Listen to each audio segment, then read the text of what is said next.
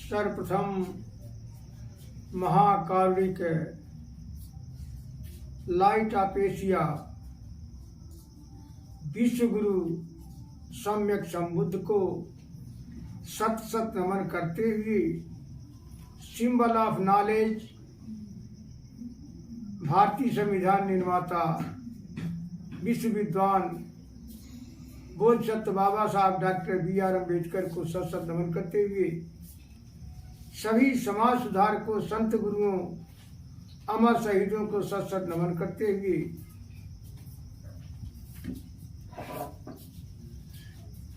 आज इस पवित्र पावन अवसर पर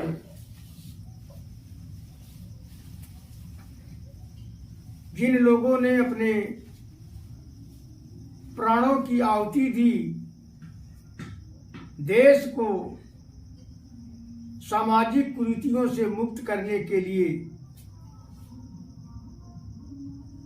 ऐसे लोगों का मैं साधुवाद करता हूं और ढोंग आडंबर पाखंडवाद से निजात कैसे इस समाज को मिले,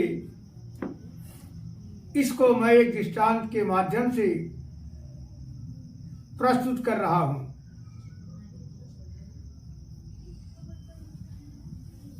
एक युवक की शादी होती है और शादी होने के पश्चात वह पत्नी को लेकर के जब अपने घर पर आता है, बहुभोज का कार्यक्रम होता है और बहुभोज के कार्यक्रम होने के पश्चात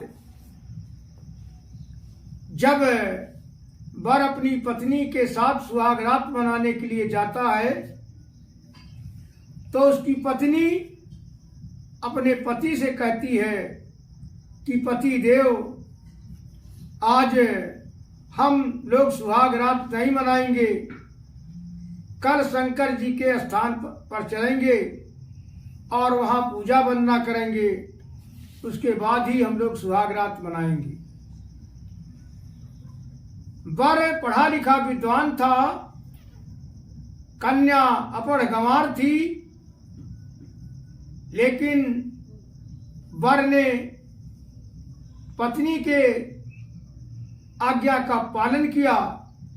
दूसरे दिन दोनों लोग पूजा की सामग्री लेकर के शंकर जी के मंदिर में पूजा करने के लिए जाते हैं तो पत्नी पति से कहती है कि पति देव पहले आप जाएं और शंकर जी से जो वरदान मांगना होगा मांग लेंगे। पति पढ़ा लिखा था, वो जानता था कि ये पत्थर की मूर्ति हमको क्या देगी, फिर भी पत्नी की बात को मानते हुए मंदिर में जाता है और 2 मिनट शंकर जी के सामने खड़ा होकर के हाथ जोड़ करके खड़ा होता है।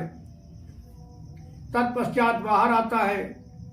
पत्नी पूछती है पति से, पति देव, आपने शंकर जी से क्या वरदान मांगा?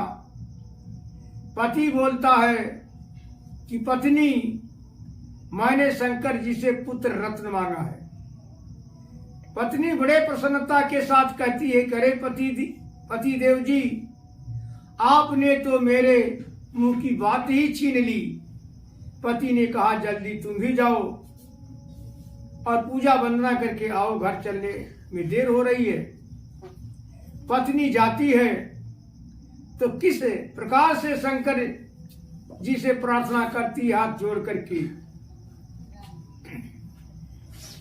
उमड़ी घुमड़ी करिना शिव बाबा पूजे, उमड़ी घुमड़ी करिना शिव बाबा पूजे, अरे शिव बाबा हंसले टटाए, अंगिया रंग भरी। पत्नी इस प्रकार से शंकर जी का परिक्रमा करते हुए प्रार्थना करती है। तो शंकर जी क्या कहते हैं, जवन मंगन तू ही मंगब्यू ये करीना, जवन मंगन तू ही मंगब्यू ये करीना, अरे वह मंगन हम देव अंगिया रंग भरी। इस प्रकार शंकर जी भी वरदान देते हैं। और वो भी जब आती है तो वो भी पति पूछता है कि आपने क्या मांगा। तो पत्नी कहती है कि पतिदेव मैंने भी पुत्र रत्न ही मांगा है। दोनों प्रसन्नता पूर्वक घर पर आते हैं। पति क्या करता है, अपने सारे कपड़े अपने अटैची में रख लेता है, माता पिता के चरणों को स्पर्श करके और परदेश कमाने के लिए चला जाता है। 4 साल तक परदेश में रह करके जब उसे अपने माता पिता की याद आती है तो वहां से पिता के लिए धोती कुर्ता गमछा जूता, माता जी के लिए साया साड़ी ब्लाउज चप्पल, पत्नी के लिए साया साड़ी ब्लाउज चप्पल, और सोचा कि मेरा पुत्र भी 4 साल का हो गया होगा, उसके लिए पैंट बूशर्ट टाई जूता मोजा सारे सामग्रियों को खरीद करके और घर के लिए प्रस्थान करता। जब घर पर पहुंचता है तो उसकी मां दरवाजे पर बैठी हुई थी। उसने पुत्र को देखा तो बड़े हाहाक से दौड़ी और चिल्लाकर बोलने लगी, करे बेटा आ गया है, बेटा आ गया है। घर के सारे लोग इस आवाज को सुनकर के इकट्ठा होते हैं। तो बेटा अपने पिता से कहता है, पिताजी आप नहा धो लीजिए, आपके लिए मैं ये छोटा सा पुरस्कार लाया हूं, इसको स्वीकार करें। माता जी से भी कहता है कि माता जी आप भी नहा धो लें और आपके लिए छोटा सा पुरस्कार लाया हूं, इसको स्वीकार कर लीजिए। पत्नी से भी कहता है कि पत्नी जी आप भी नहा धो लीजिए और आपके लिए भी ये पुरस्कार लाया हूं, आप भी इसको ग्रहण करें। और फिर कहता है कि उस बेटे को बुलाओ, उसके लिए मैं पैंट बूशर्ट जूता मोजा टाई लाया हूं, उसको भी नहलवा करके इसको पहना दीजिए। जब माँ इस चीज को सुनती है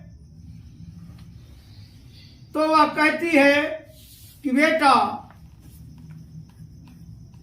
तुम्हारा बेटा कैसे? कहा नहीं माँ, मेरा बेटा 4 साल का हो गया है, उसको जल्दी लाइए, उसी को देखने की मेरी अभिलाषा थी और मैं इतनी दूर से यहाँ आने का प्रयास किया, बड़ी माया मुझे लगी हुई है, तत्काल हमारे सामने प्रस्तुत करें। तो माता क्या कहती है कि बेटा लोग कहते हैं कि जब लोग परदेश जाते हैं तो अच्छे अच्छे संस्कार सीख करके आते हैं और तुमने यही सीखा। कहा क्या मां? कहा बेटा जब तुम पति पत्नी एक भी रात एक साथ नहीं गुजारे, सुहाग रात नहीं मनाए, तो बेटा कैसे पैदा होगा?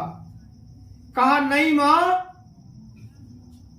शंकर जी का दिया हुआ वरदान कभी गलत नहीं हो सकता, झूठा नहीं हो सकता।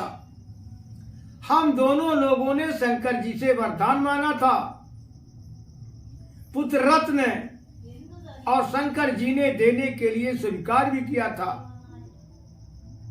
तो कहा बेटा वरदान मांगने से पुत्र नहीं प्राप्त होता है। जब पति पत्नी